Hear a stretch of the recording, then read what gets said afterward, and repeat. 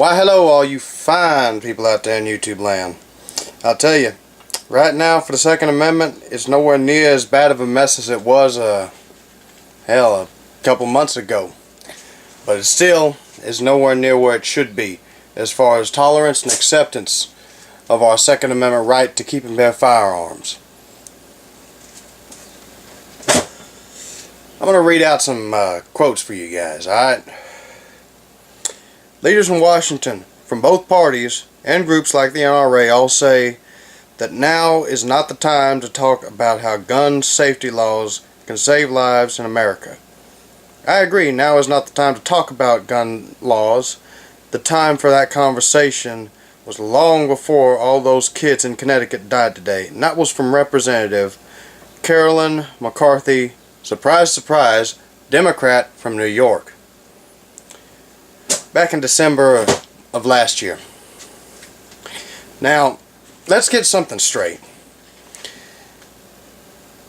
We had a national conversation about the right to keep and bear arms a long time ago, in 1791.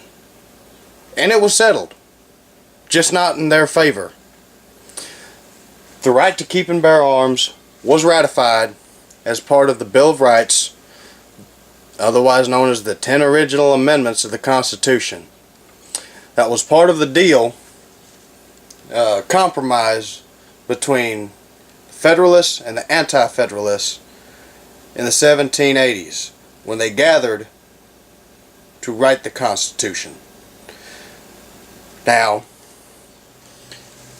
we wouldn't have the government we have today, constitutionally speaking, and we wouldn't have the same constitutional protections if those rights, that Bill of Rights, had not been added.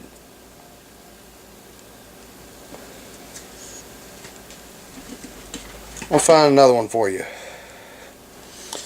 Something that people are throwing out there is that 40% of all firearms transfers are done without a background check, through private sales, and at gun shows without a background check, which is absolutely ludicrous. I don't know very many people that have more than one or two guns that they bought off of a private individual.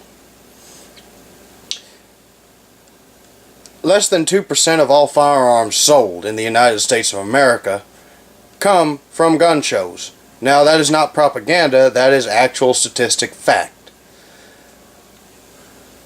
And just to clarify things, even when you buy a gun at a gun show, if you are purchasing it from a federally licensed dealer, they are still required to run a background check before they sell that firearm to you. That is the law. They still have to write it up. They still have to do everything, all the same shit that they have to do in a store. Now, private transfers of firearms. If I sold a gun to my neighbor, that is different. There is no background check done on the majority of those sales. But those sales, when you look at the number of firearms sold in this country, the number of guns sold from one individual to another individual in a private transfer is extremely low in relation to the number of firearms purchased from federally licensed dealers, be it pawn shops, gun shops, places like Walmart or Academy. It's minuscule. It's it's a little bit more than the number of firearms that's purchased from gun shows. And again, that's 2% for gun shows. 2% of all firearm sales. So, and when they use that number, that 40% number, what they're using is an old study that's 20 years old, where they asked a small number of gun-owning households where they got their guns from. And out of that number, it's in the less than 5,000. I can't remember the number off the top of my head, but it is less than 5,000. Only 300 people answered that question. All the rest of them said, yes, we do have a gun in the house. Only 290 something, I think it's 291, but don't quote me on that. I know it's in the 290s. Answered where specifically they got their gun from. The rest of them, the rest of that however many few thousand households that answered yes, the surveyors used their judgment to play detective and determine and do guesswork, which is very, very, very sloppy. Imagine this: a medical study that asks cancer survivors about what methods they use to beat cancer, and only 291 people respond out of 5,000. That study would be laughed the fuck out of any kind of serious academic debate. But when it comes to firearms and the left, and in this instance I do include some Republicans,